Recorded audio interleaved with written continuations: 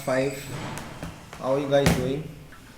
I hope you guys are doing great and taking care of yourselves, being good and being safe and with your family, studying, playing, doing everything together in the right way. So today we are back with your SST again. We are on that environment part. Page 54. We had done the hydrosphere. Okay, so I'm going to again read and explain today the atmosphere, then the lithosphere, the biosphere, and after that we have the chapter completed. Great.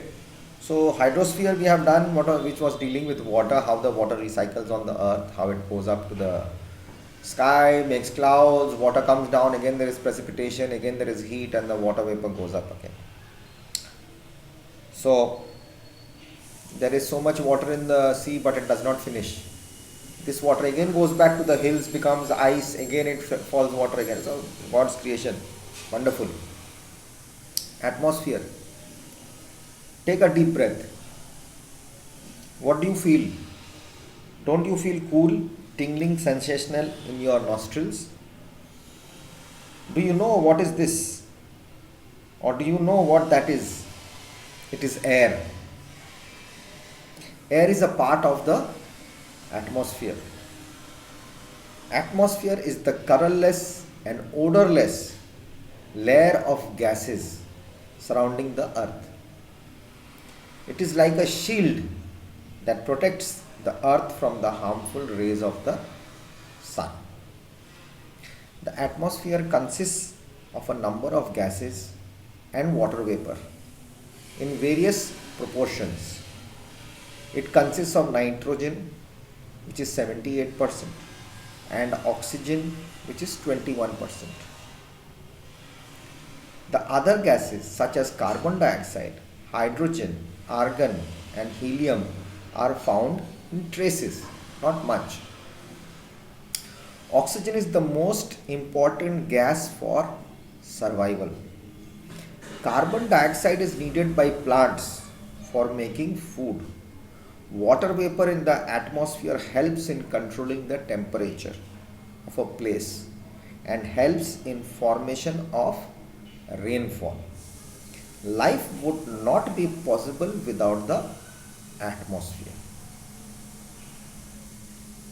So now the oxygen part, if we come, just now in the book it is said here that breathe. We breathe.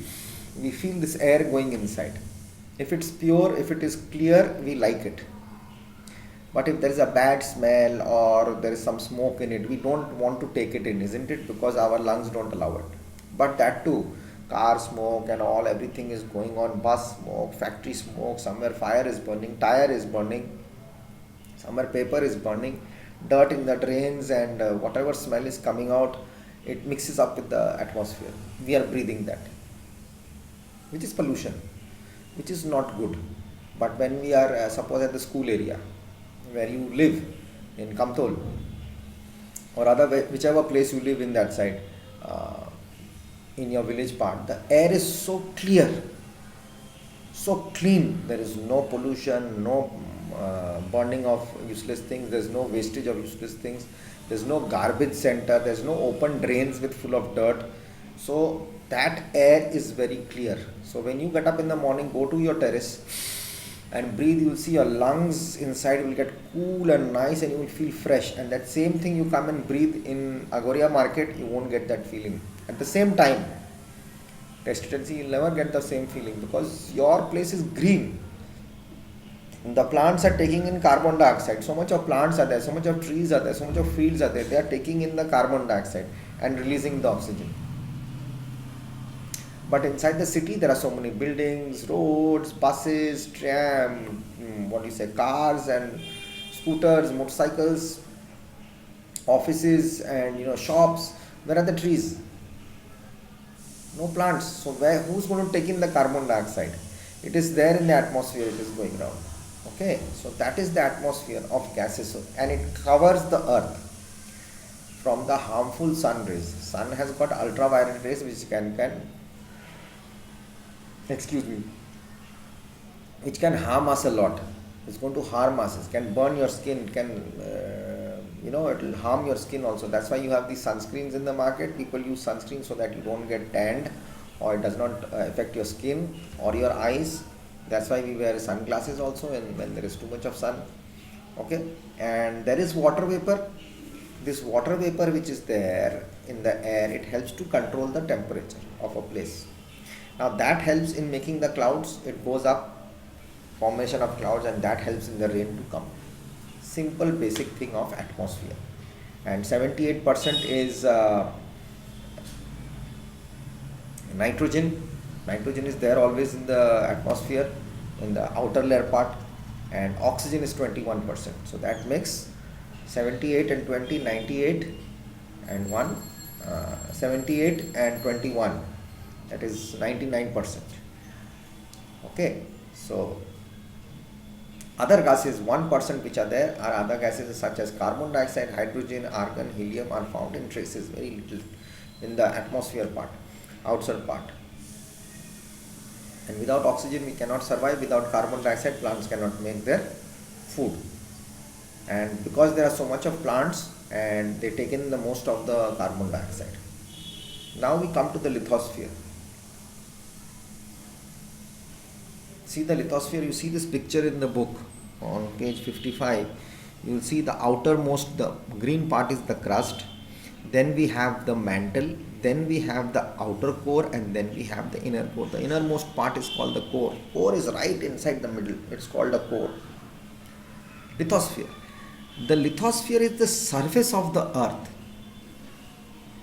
that is made up of solid rock and soil. It is also known as the crust. It is the thinnest layer of the earth. It is thinner under the oceans and thicker under the continents. Below the lithosphere or crust, we have two more layers called the mantle and the core. The mantle is in the middle layer, which is thicker than the crust but thinner at the core. As we go deeper into the earth, it gets hotter and pressure increases. Volcanoes, earthquakes, so that pressure is there, tectonic plates are moving, gases are there which are not able to come out. The core has two parts, the outer core and the inner core. The outer core is liquid and inner core is solid. Hot gases, fire is there inside. Lava, which is always boiling, so no one reaches to that point, no one goes down there. The outer core is liquid and the inner core is solid. All the natural resources of the earth are found on the lithosphere, which makes it so important. Lithosphere is the crust. All the main resources are on the top part, the crust. Crust is the thin part, and that is the lithosphere. So where we are standing on the earth, on the ground, that is the lithosphere, the crust of the earth, the outer layer. Now we come to the biosphere. I'll come back in the next video. Okay.